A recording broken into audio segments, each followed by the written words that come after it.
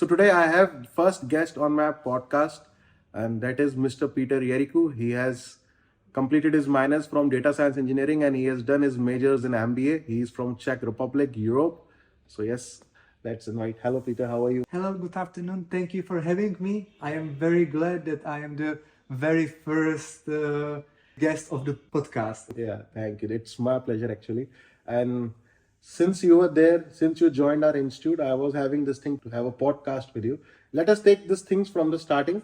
So, what was your first impression when you came to know that you have got this opportunity to go to India and to stay there for like 2, 3 months? What was your initial feelings and initial impressions? So when I got accepted to this internship, I was actually pretty happy because I love to travel and I love to travel for no such tiny periods of time. Yeah. What I prefer to travel for longer stay abroad. Yeah. Because actually that is a moment for me to dive into the culture and not just to stay in the hotels and just to see the monuments, but also get in touch with locals. So I was pretty happy, and I had to prepare myself because actually the 2 or 3 months stay, it's quite a long period of time. Yes. So that is also a challenge. Yes, yes. Because you have no contact with your family, your friends, your culture, and actually the daily routine, it will change in a very Drastic manner. yes. So that is quite challenge, but I love challenges, so I am glad that I am here and I'm doing this internship. Wow. I'll just tell this thing very frankly in front of camera as well, that when we came to know that you are going to be with us, when we were scrolling through the various profiles of various guests whom we can invite on ISEC platform, and we came to know that you are there and there were other people as well. So we were very particular that we would like to have you on board with us. So we were quite appealed from your profile that you might be a very sound personality for us, for students, and being a part of our small Shriram family. It would be very much, I would say, a knowledgeable part, and it would be a good thing to have on board with us. Thank you very So, much. moving ahead, do you felt that when you were planning to move to India and packaging your stuff and all that, that language can be a barrier? Have you ever had this thought in your mind? Well, yeah, sure. As I have traveled to foreign countries before, so I knew that there in every country there is different language. But actually about India, so I was aware that the people should also understand English here because of the history. Yes. And because it's quite common to speak English in here. So actually I was happy because when I spent my time in China, so English was not widely spoken Yes, there. So I would say here the English is definitely more spoken than in China or Brazil also. So I was quite happy, but I have to say that some of the people like the helpers at the college or the guards or the drivers, so they are not able to speak English, but actually I am trying my best. I am trying to communicate even with the hands, with some gestures And even with the legs sometimes. Wow. And actually I am also trying to learn some Hindi, so that could wow. also help me. Can you say some words that you have learned so far in Hindi? Yeah, sure. So I will start with the basic words. I know like the namaste Wow. and dhanavad, but also I have learned some, I would say, advanced words like cow is tomorrow. Kal is right. Very right. Kal is tomorrow. Then I know that Shanti, it's peace. Peace. Okay. And then of course what I learned, I think my third day here, so that was the word Jugaad. Jugaad? Yes. Who taught you this word? Well, actually, I have to say that this word has so many meanings, and I have learned that in the manner of the sport, because we were playing cricket, Okay. and we were using not proper items for playing cricket. So we had Rather Jugaad. than managing it. Yeah, yeah. And then I came along to this world when we were talking about some finances. So they told me they are also doing some like Jugaad. Jugaad. So, yeah, so What kind of Jugaad? In what context they were talking about? it was about finances, about receipts, because I was asking that I was actually purchasing something and I haven't got receipt. So I was asking, how do you do it here with accountings? Okay. And they told me it's like Jugaad.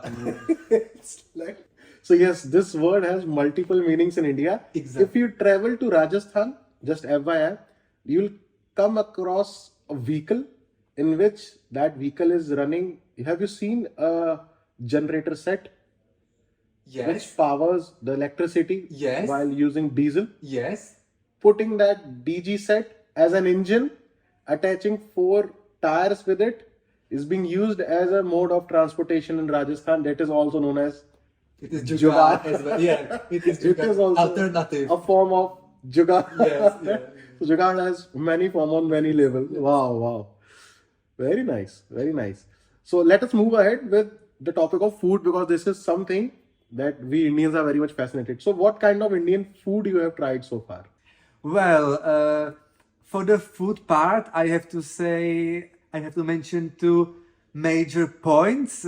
It's about the spiciness, because in Europe, I come from the Central Europe, and we are actually not used to eat spicy food because it is not getting that warm in there. So we do not look for the spicy food. So here I had to start with just not spicy food, because to like adjust to the local Right. cuisine, and then I went step by step, adding Different some. level of spices. Yes, yes. And now I would say I can handle spicy food. Wow. But actually, to be honest, I am not enjoying the spicy food that much, because I am just swallowing. I am not enjoying the taste. So I still would prefer just mildly spicy food. So what are different varieties of meals or cuisine you have tried so far in India? So, so far, of course, I had the basic meals like rice, the chapati, Very nice. and dal. These are the basics. Basics. But also, actually, I have tried more. I tried some samosas, Oh wow. some pakora. I tried some bel puri, as puffed rice is also quite popular in here. And also I have actually tasted not only local food, but I've tasted pav bhaji. I think it comes from Mumbai, Yeah. right? Yes. I liked that bread which comes along, because it's very soft and it reminds me of The pav. pav. Yeah, yeah. So it reminds me of our bread, which I like. And also I've tried from the southern India cuisine. I tried dosa. So it was also great. Not bad. Not bad for you have completed your 1 month. Yes. So not bad. You have tried quite a good number of cuisines. And actually, I would love to explore more. I would love to have some naan, because naan is very famous. When we are in Europe, I would say that naan is the most famous Indian food. It is very known, naan. It's the basic bread, right? Yes, basic bread. Yeah. And also, I would love to taste local cheeses, because I love cheeses. So like paneer and these. And also, yeah, some masala curry, these. Masala curry. Yeah, these. Have you tried so far? Masala curry, No, chicken not yet. curry, or mutton Not curry, yet. or something like that. Not yet, but I have to try. Yeah, definitely. But I would say this thing that all these curries would be on the spicy end anyway. Okay, That would not all be right. too much.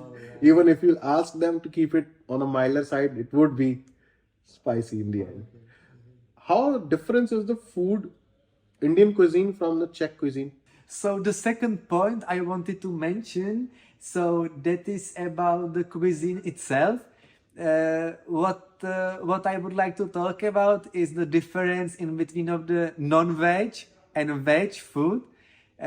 So in Europe, as the climate is quite it's colder than you have here in India. So we actually eat meat because it will make us stronger for the colder days. Colder days, right? So when you come to a restaurant, so you would have the menu, and the majority of the meals would be non-veg. Non-vegetarian. And then at the very end, you would see like just a small amount of the variety of veg food.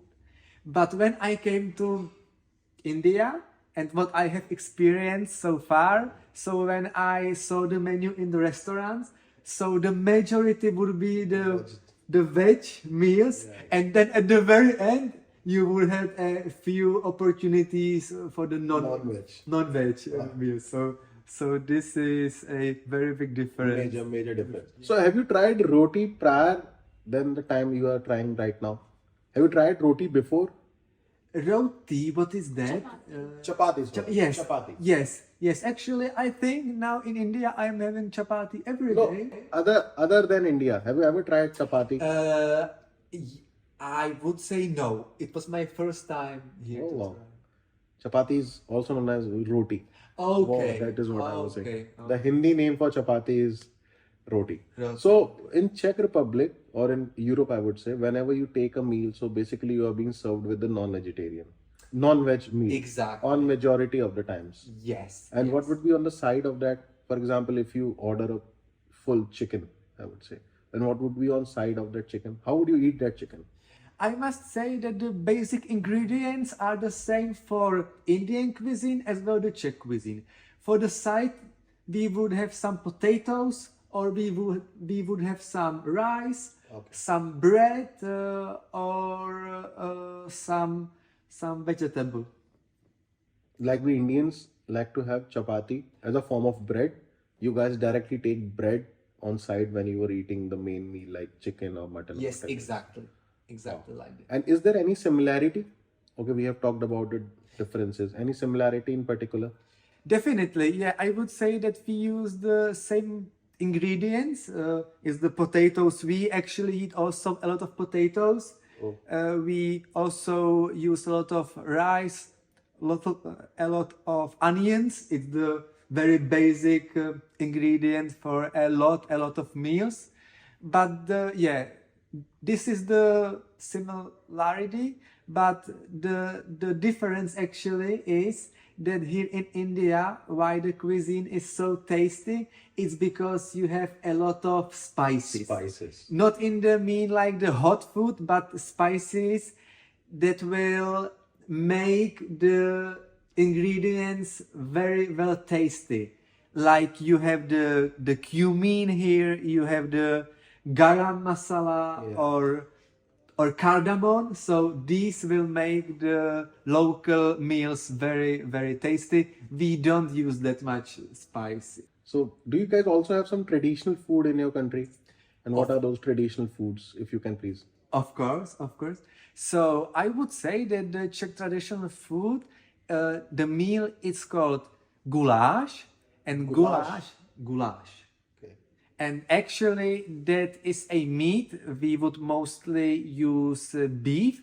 It's a meat which is cooked in a gravy, which is made out of vegetable.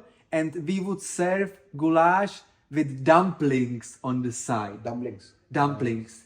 Yes, dumplings. So these are made out of wheat flour. And we would dip the dumplings into the gravy and have it with the meat. I just hope when you go back there in your hometown, home country, you don't feel as if it is not that much tasty because it is lacking the spices that you have now. It being might continuously happen, yeah. It might happen. for initial few days. Well, actually, it reminds me that I should buy some spices here and I should take them with me. Yeah, because you are having spices right from your morning tea till your dinner in the night. Spices are filled with everywhere. Even if you go and buy some fruits from the market, you can very well see that the person who is selling those fruit will ask you, sir, would you like to have some salt with it? So the spices and that chaat masala, salt, the same thing. It's all basically the spices in the mixed form. Wow. So tell me, Peter, what are the places you have seen so far in India?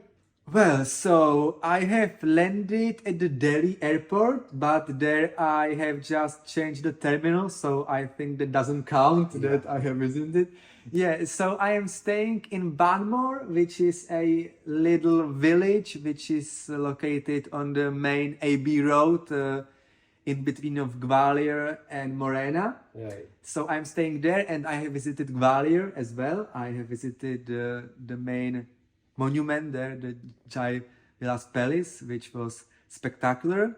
And actually, I am planning to visit more places. I am heading to New Delhi in 2 weeks.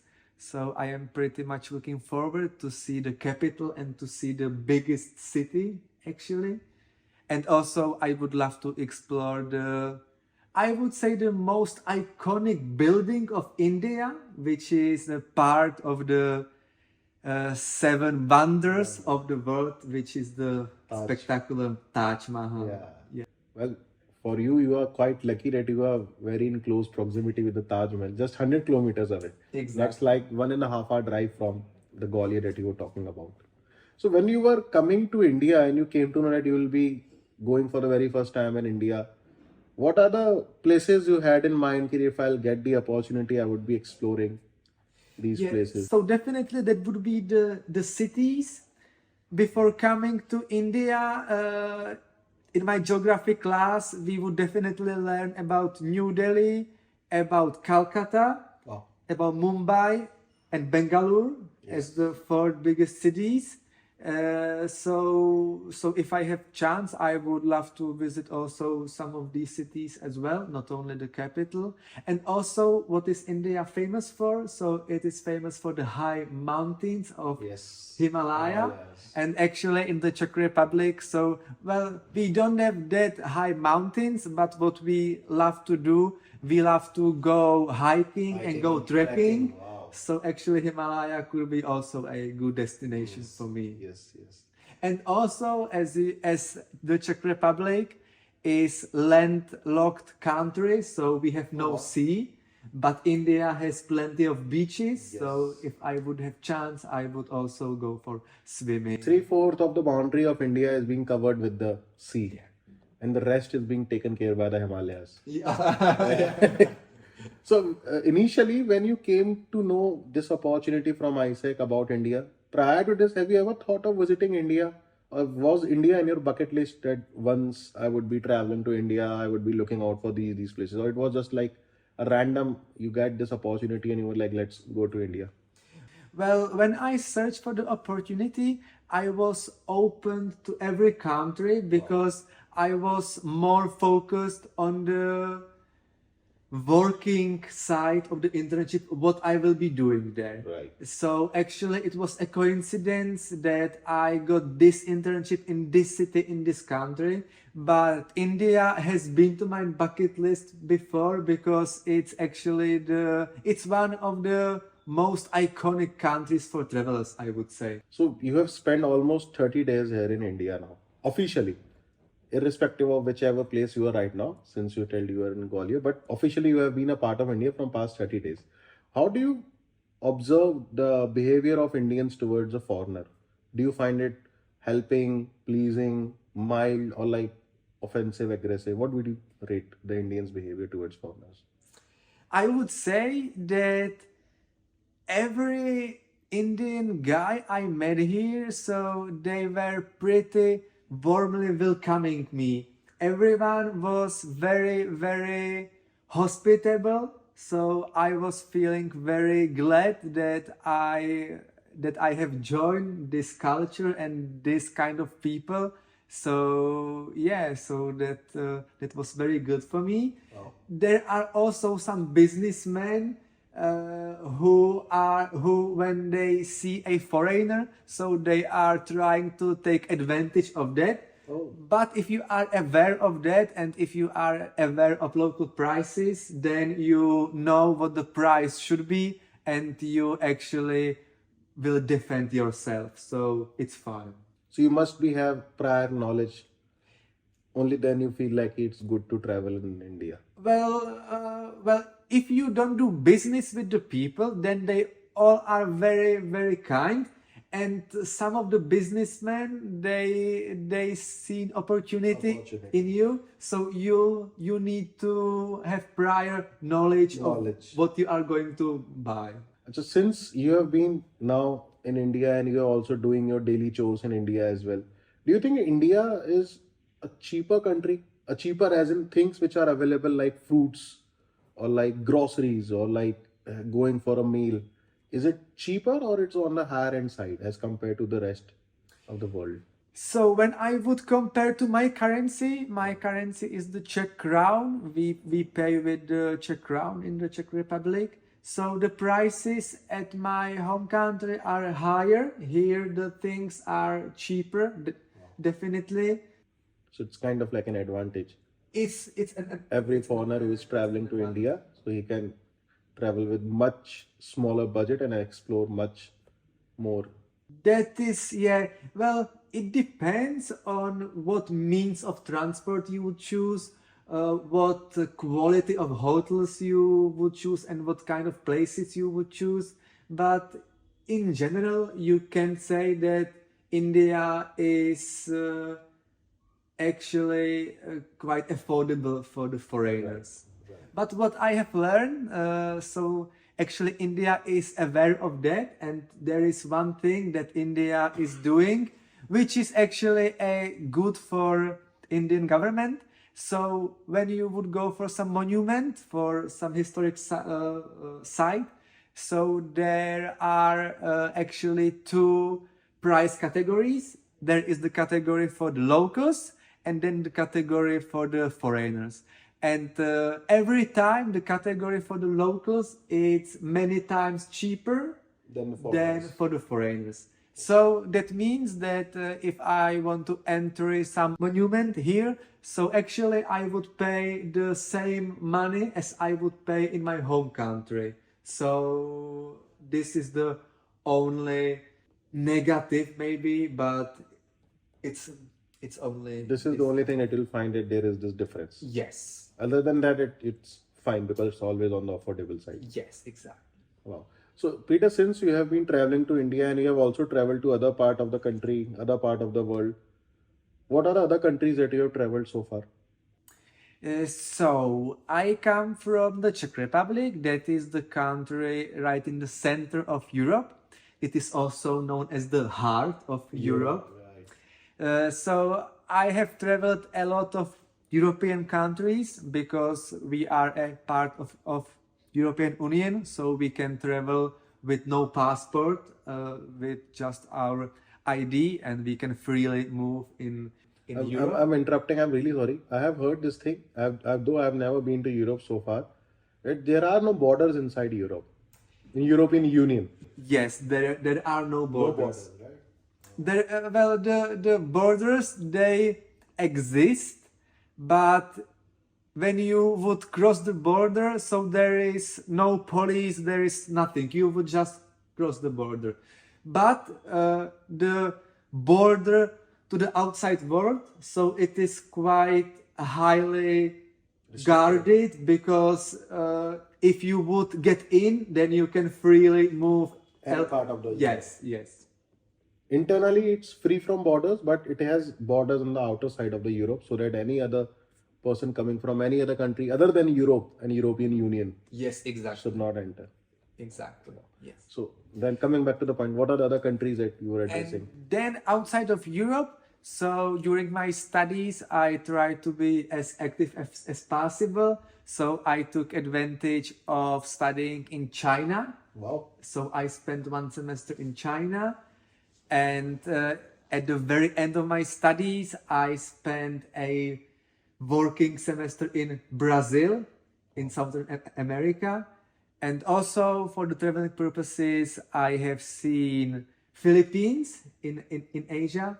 It's my first time in India here, and I have also visited Georgia.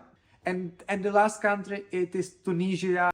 So what is the average duration that you stay in any country when you're traveling from study purpose or internship purpose? Yes, so when it is for the study or internship purpose, then it would be for several months because I love to have the longer stay in that countries.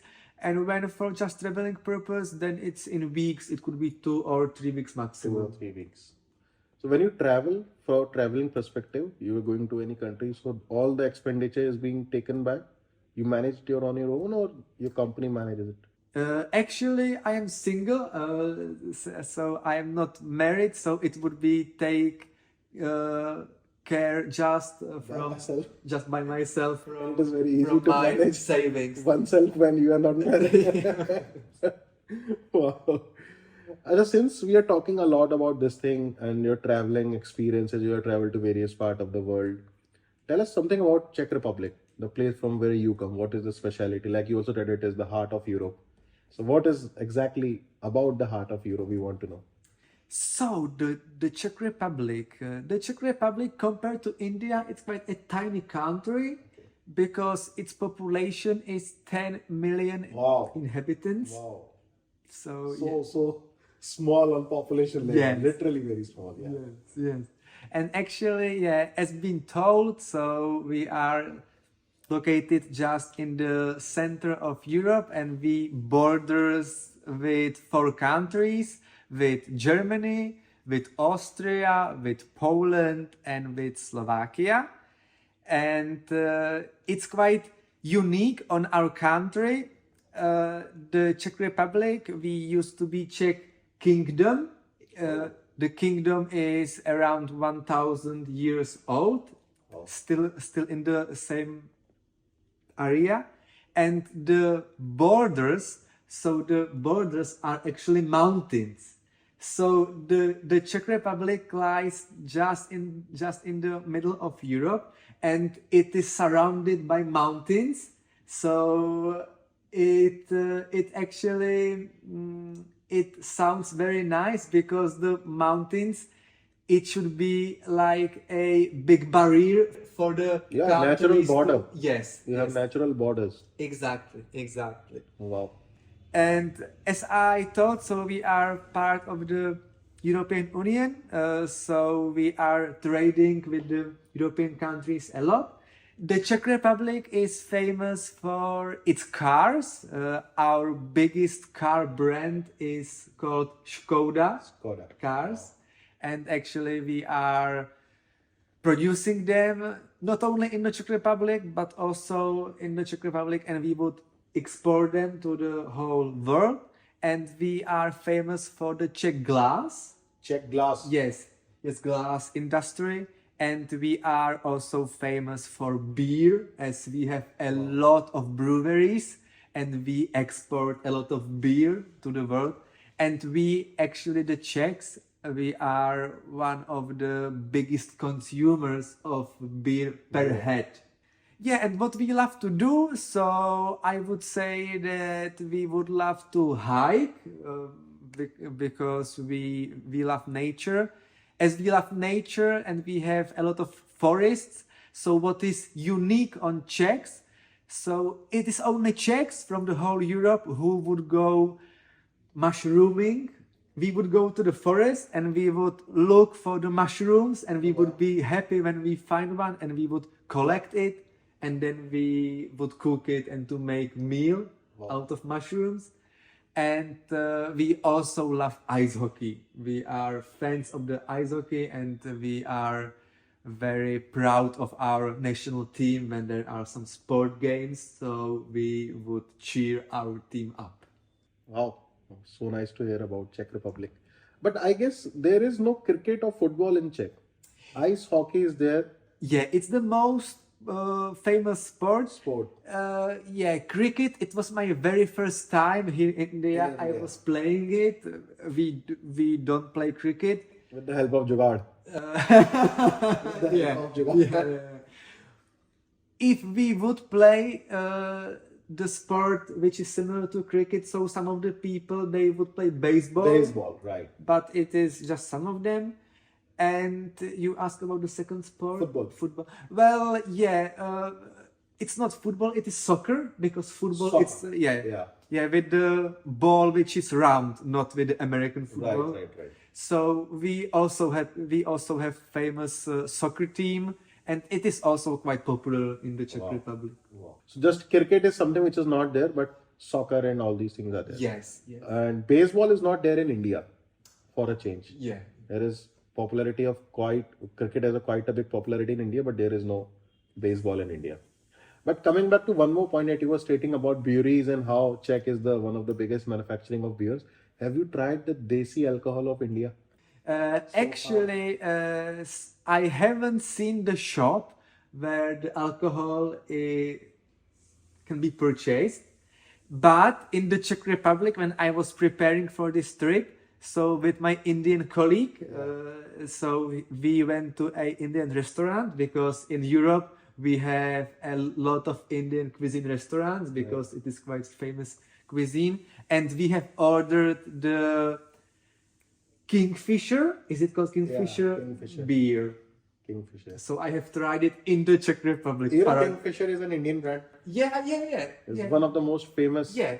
United Breweries is the main firm, and under that firm, Kingfisher is the brand. But have you tried the local alcohol in India? You have not familiar with the places where to find. Yeah, no.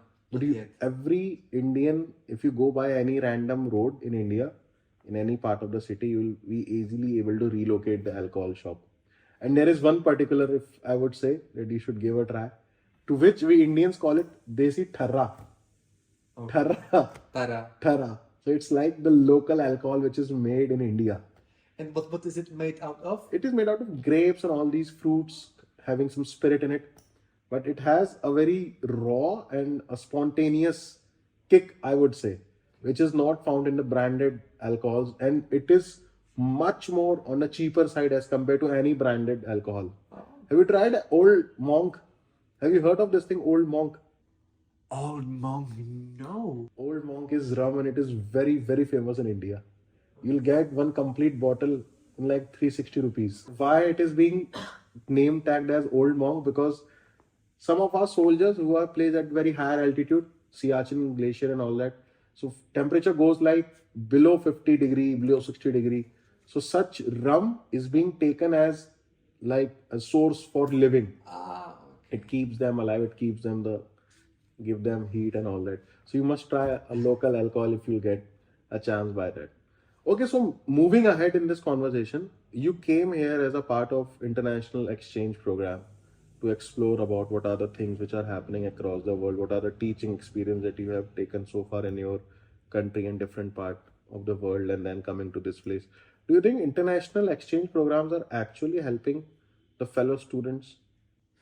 So yeah, as I have been quite active, I took every opportunity I could, because I knew that the exchange programs are a very good way how to understand the world and how to explore the foreign cultures. So yeah, I would definitely recommend you, if you want to get out of your comfort zone, then going abroad and to stay there is definitely a very, very good option for you, how to learn and how to spend your time. It definitely would give some advantage on the personal level. But how this international exchange program helps on the career path, on professional level?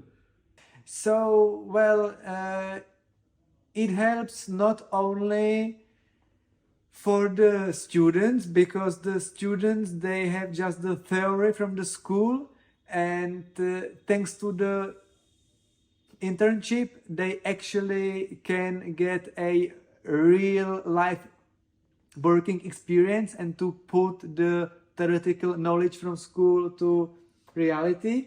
But also the adults can profit from the international experience, because it will actually enhance your employability, because when you have in your CV that you have been abroad and you have worked for some foreign company, it's a good sign. It's good to have it in the CV, because it means that you have been active and you went abroad and you took care about yourself.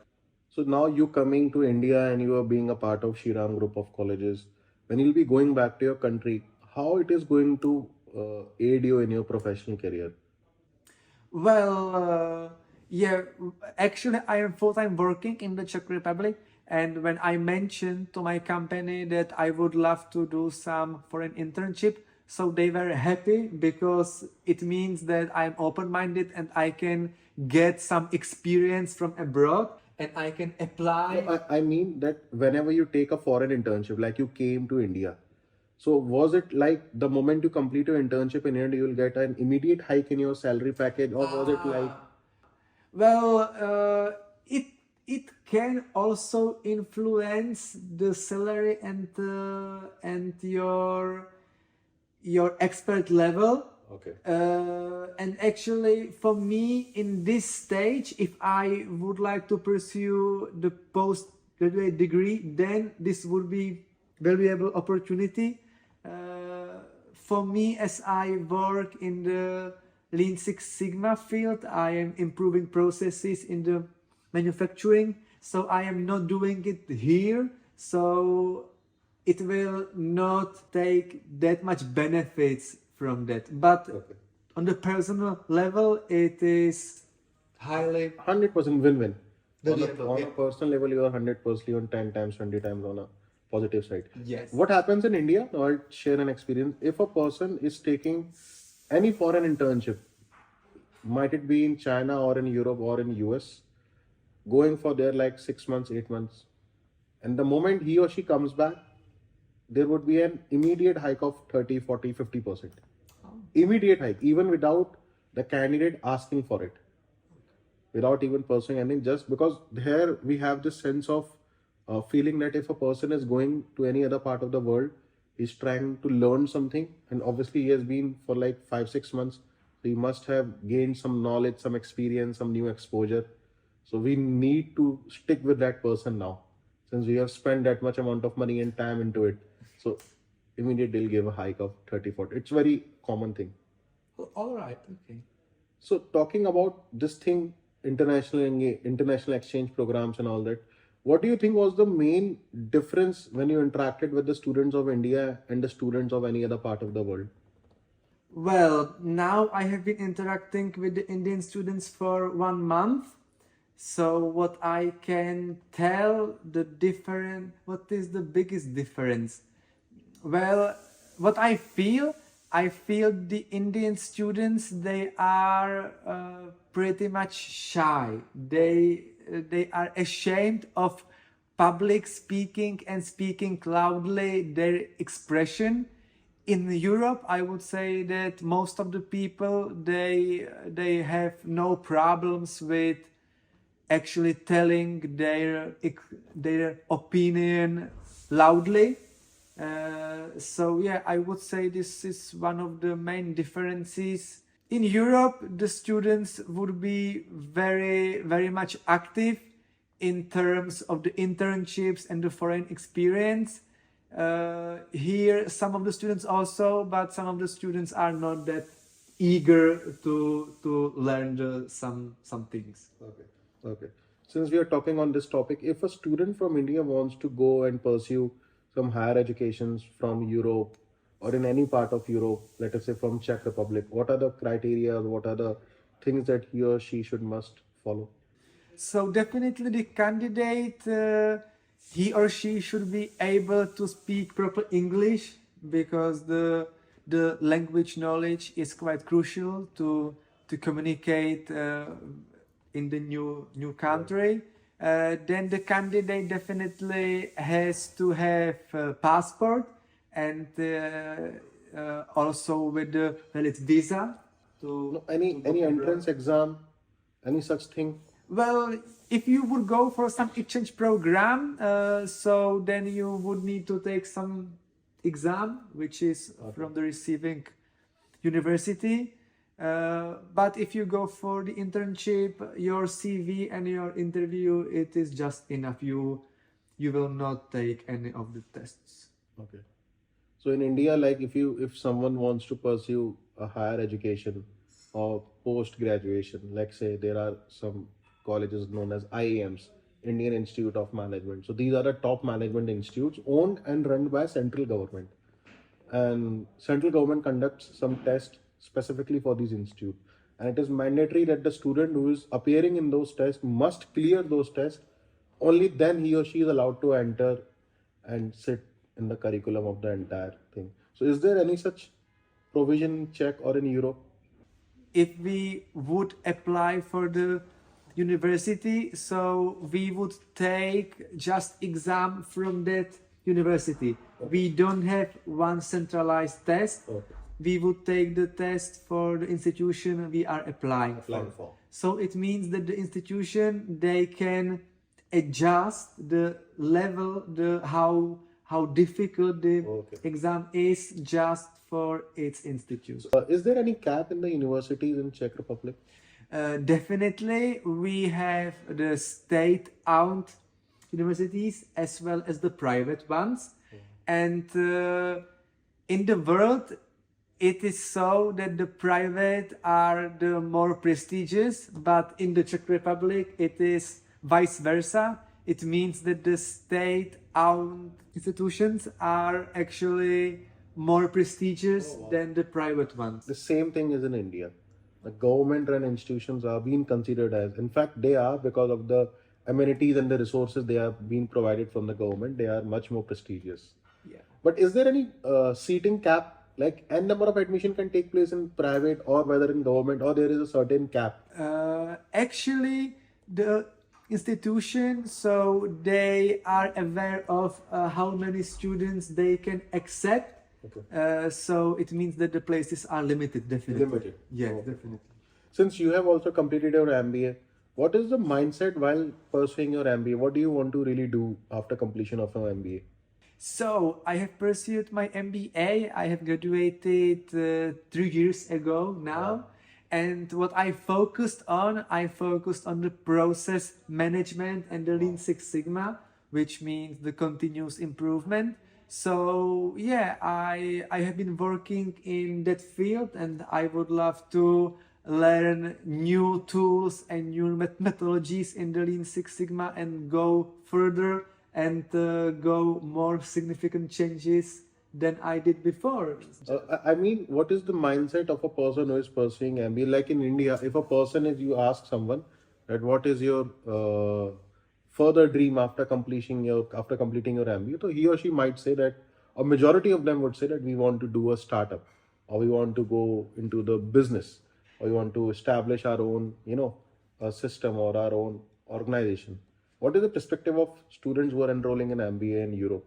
So I would say from my class, what I know, a lot of my classmates, they wanted to start their own business. Okay. And I would say that the second half, they wanted to get a job in some corporate jobs.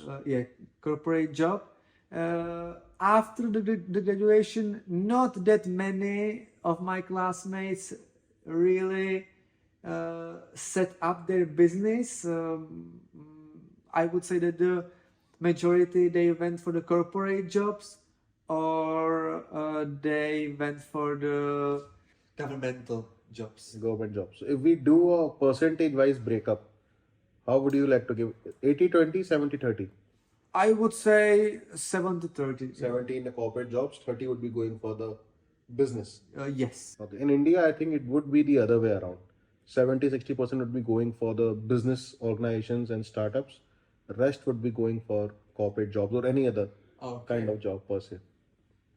If we are talking about if we are talking on the same subject, what do you think is the employment ratio or the kind of employment situation in Czech? Well, the Czech Republic is quite exceptional in Europe because our unemployment rate is the lowest from the whole Europe, and it's only around 3%. Only 3%. Unemployment rate. Wow. Everyone is working, it means everyone is getting a decent pay. Actually, it means that the only 3% of the workers who are unemployed, they don't want to work. They don't want to work. Yes. Otherwise, it would have been 100%. Yes. Yeah. And all these 97% that you are saying that are employed in Czech, Yes. they are working in Czech or someone who is working outside Czech is also counted in those 97%? I would say these statistics also is taking account with foreigners. From foreigners, the Czech Republic, the people from Czech who are working some other land. No. What I mean are foreigners which are who are working in the Czech Republic. In the Czech Republic. Yes. Oh, okay. You are also counting this. Yes. Wow, but it's pretty good.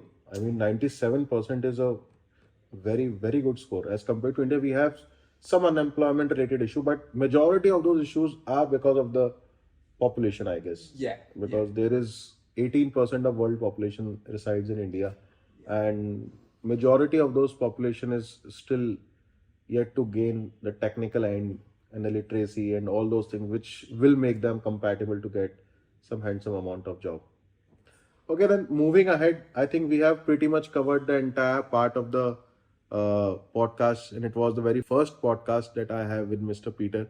And I do hope that I would be keeping in touch with him, and I will be having many more episodes with him. Just a last question prior we wrap up our entire shoot. Some final words of wisdom that you would like to say to our viewers, or any particular thing about this cross cultural exchange program, the things you like, the things you don't like, whatever you feel like. Well, what I would say to you viewers, I would say don't hesitate, be brave, and don't be shy as you usually are. And let's try to explore what is abroad, what is in the foreign countries going on, and go for it. Go abroad. Wow. So he has indicated a very nice word of wisdom that we Indians must try going to abroad as well. We are excelling in our own country, but we should try to go for abroad as well. So it was very nice talking to you, Peter. I hope we have next session very soon in the same channel. And to my viewers, I hope you have some knowledgeable content in this podcast. It was my first official podcast, and other podcasts are also in lined up. So stay tuned. And yeah, I'll see you soon. Thank you so much.